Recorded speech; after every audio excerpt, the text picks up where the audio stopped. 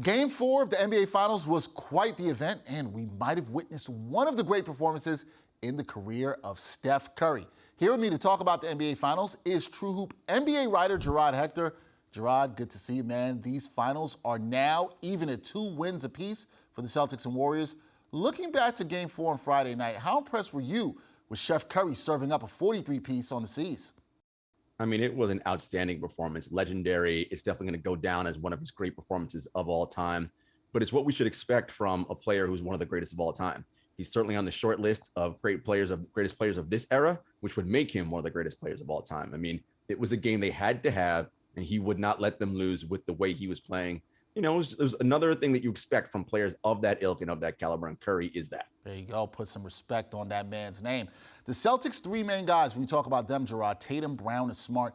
They didn't really show up in this one. Tatum, in particular, hasn't shot the ball well in this series. So how important is his play to Boston regaining control of this series?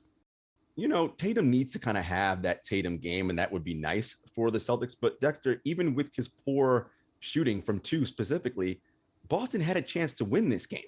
Their offense late in the fourth quarter just self-destructed. A lot of standing around, getting started late in the shot clock with 7 seconds to go, all things playing into the Warriors' hands. So to me, it's less about Tatum getting off and the Celtics stop having these mental collapses and doing what they've been doing all along to get the lead in the first place.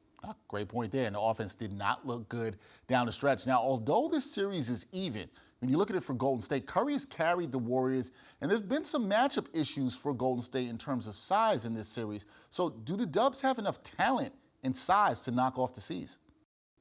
So that's a loaded question, right? If you have Steph Curry, that's sometimes maybe enough. It is clear what the Boston Celtics strategy is. Get the Warriors away from their motion, read and react offense and their secondary side motions and force them into middle pick and roll and Steph Curry isolation. Now that sounds crazy to the average person because why would you let Steph Curry go at you in pick and roll? He's going to torch you. Okay, like he did in game 4. But that is taxing, right? Doing that consistently over a 7-game series wears you out physically.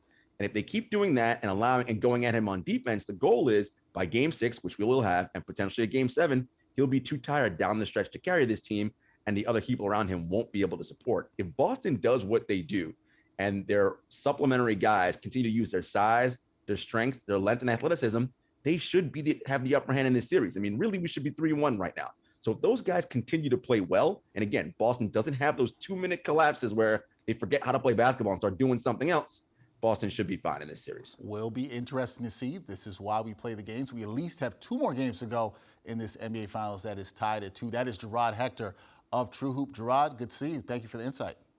Thank you.